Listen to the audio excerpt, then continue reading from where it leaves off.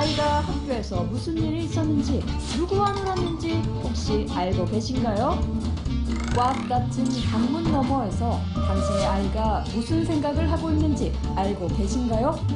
가벼운 감기에 걸려도 심하게 앓을 수 있는 우리 아이들. 마음의 감기, 우울증도 마찬가지. TV조치가 어린이와 청소년 우울증의 심각성을 알려드립니다.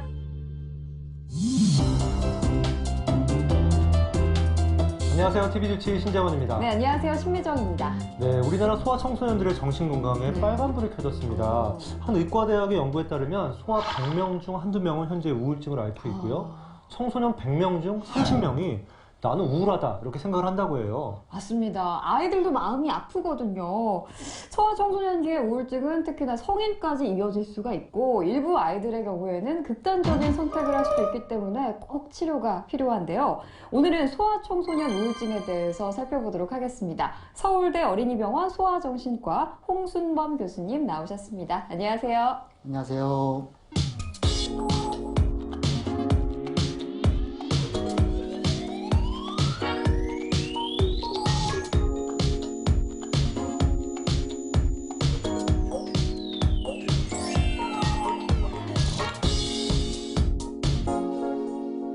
교수님, 많은 분들이 이게 뭐 아이들이 무슨 우울증이냐, 맞아. 이게 뭐 아이들이 무슨 우울증이 있겠느냐 이렇게 우울한 게 생각하시는 뭔지는 분들- 알겠어? 예, 그렇게 말씀하시는 분들이 많은데 이게 잘못된 생각 아니겠습니까? 물론입니다. 아이들도 분명 마음이 있는데요. 그리고 설령 마음에서 자기가 우울하다는 거를 모른다고 하더라도 우울증이라는 건 올 수가 있습니다. 근데 사실은 아이들뿐만 아니라 어른도 마찬가지예요. 종종 그런 분들이 계세요. 몇십 년 동안 좀 마음이 힘들고 의욕도 없고 이렇게 살아오셨는데 자기는 원래 이게 내 모습이기 때문에 치료가 필요 없다고 하십니다. 근데 저한테 우울증 치료 받고 좋아지고 나서는 아니 그게 우울증이었어요? 이렇게 하시는 분들 계시거든요. 네. 사실은 아이들의 경우에는 그렇게 자기 마음을 이해하는 게 더 힘들 수밖에 없기 때문에 그렇게 숨어 있는 경우가 훨씬 더 많죠. 그렇군요. 이 성인 우울증과 비교했을 때 아이들의 우울증은 어떤 차이가 있는지 궁금하거든요. 예, 아무래도 가장 중요한 차이는 그 마음에 대해서 인식을 하고 말로 표현하는 게 힘들다는 점일 것 같습니다. 그렇다 보니까 좀 슬픈 표정으로 나타나고 좀 짜증으로 표현을 하고 울어버리고 어떤 흥미나 의욕 같은 게 줄어들고 무기력해 보이고 아이들은 보통 노는 거는 재미있어야 되는데 놀아도 재밌지가 않고 노는 거에 흥미가 없고요. 또 불안이나 공포 반응 같은 거 보이는 경우가 많습니다. 그래서 어머니랑 딱 달라붙어 있으려고 그러고 또 해야 될 것도 무섭고 꺼리고 안 하려고 그러고 심지어는 더 아기 때와 같이 좀 퇴행을 해서 아기 짓을 하는 모습이 나오기도 합니다. 또 마음에 대해서 표현을 잘 못하기 때문에 신체적으로 몸이 어디 아프다, 주로 뭐 머리나 배가 아프다 이런 식으로 표현하는 경우가 흔히 있죠. 네, 그렇군요. 이제 청소년기가 되면은 뭐 우울증의 증상이 이제 뭐 반항이라든지 뭐 폭력이라든지 뭐 비행이라든지 뭐 학습 장애라든지 이런 걸로 나타나는 경우가 많죠, 교수님. 예. 가장 뚜렷한 특징이라면은 우울한 기분보다는 짜증, 반항 쪽으로 나타나는 경우가 많다일 것 같은데요.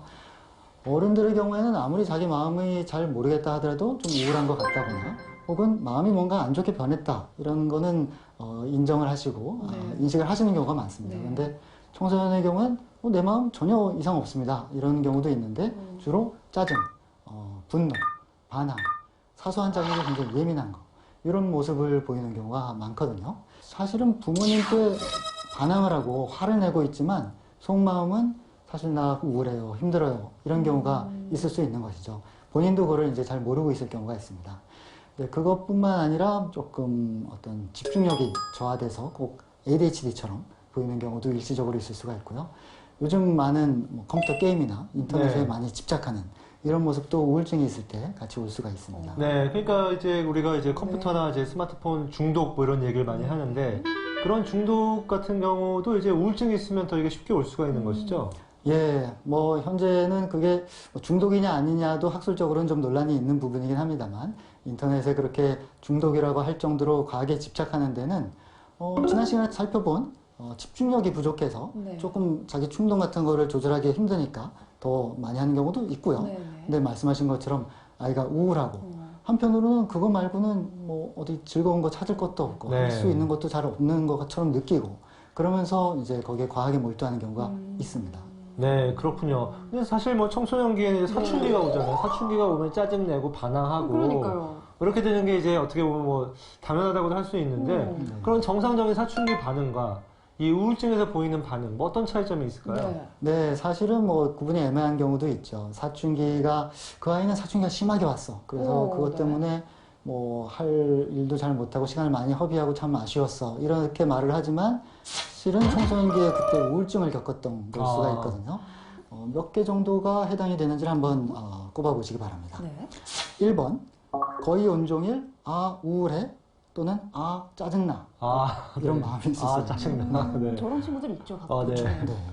2번, 거의 온종일 흥미가 없어 또는 즐거운 게 없어. 아이고. 3번, 식욕이 막 줄거나 식욕이 막 늘었어 어. 또는 체중이 막 줄거나 체중이 막 늘었어. 잠을 못 자, 불면증이야 또는 잠이 너무 많이 와. 초조하고 안절부절 못하겠어 어. 또는 생각이나 행동이 느려졌어. 어. 매사 피곤해 또는 에너지가 없어. 어. 나는 쓸모없는 아이고, 사람이야 또는 내가 참 잘못했어. 죄책감이 느껴져. 아, 집중이 안 돼 또는 결정을 못 내리겠어. 우유부단해진 것 같아. 그러고요. 자꾸만 죽음에 대해 생각이 돼. 이 9가지 중에서요, 지금 한번 꼽아보셨을 텐데, 한 5가지가 동시에, 그리고 한 2주 정도 넘게 지속적으로 해당이 된다면, 네. 그 경우는 꼭 치료가 필요한 우울증이 되겠습니다. 네, 이게 뭐 사실 뭐 청소년만의 기준이 아니라 그냥 일반 이제 시청자분들 이렇게 보시는 성인분들도 해당이 되는 거죠? 예, 아까 그 우울한 기분보다는 좀 짜증이나 반항으로 나타나는 부분이 좀 다를 수 있습니다만, 네, 네. 전체적으로는 대동소이합니다. 네, 그렇군요. 혹시 심리적으로 너무 해당되는 거 있어요? 저는 뭐 하나 정도? 신혼이니까 뭐. 저는 거의 네. 한 3개 정도 있네요. 맞네요. 네. 이 소아기, 청소년기의 우울증을 제때 치료하지 않으면 이게 뭐 얼마나 큰 문제가 되는지 궁금합니다. 물론 버티고 치료를 안 받으면 치료가 돼서 나아지기까지의 기간도 훨씬 길어지고 네. 또 좋아지더라도 부분적으로 좋아졌다가 다시 재발하고 이런 경우가 더 많을 수가 있죠. 그러니까 그런 것들을 막아주려면은 치료를 받는 게 필요하고요. 그 기간이 늘어난다. 그럼 무슨 문제가 있느냐? 성인도 마찬가지입니다만 청소년기에는 그 시기가 얼마나 중요합니까? 그럼요. 학습도 해야 되고 네. 또 친구 사귀는 법도 배워야 되고 또 실제로 그 친구가 평생 가는 경우도 많고 그럼요.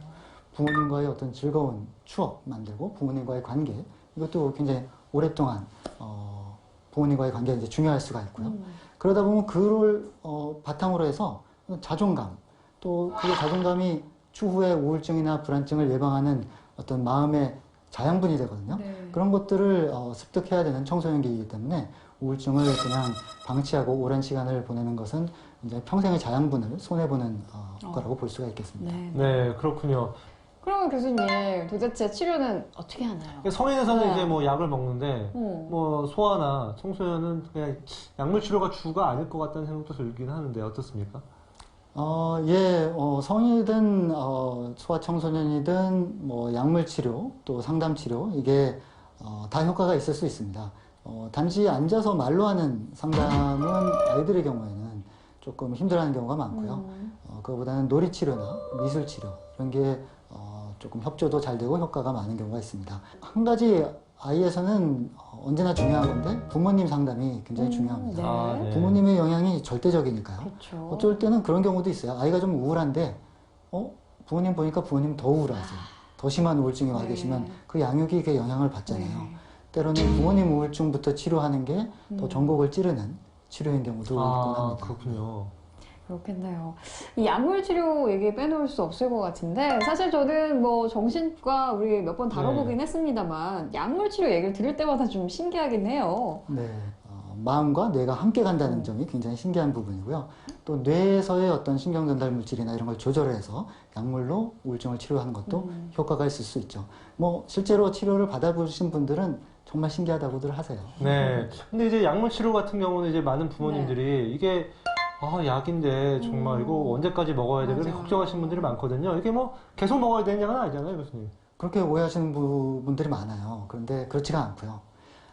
단순한 우울증이고 이번에 우울증이 처음 생긴 것이라면 저희가 통상 한 6개월 유지하는 거를 추천합니다. 근데 그 6개월은 증상이 좋아진 다음 6개월이고요. 초반에는 증상이 좋아지기까지 약을 조금 이렇게 조절하고 용량도 조절하고 때로는 약을 좀 바꿔야 될 수도 있거든요.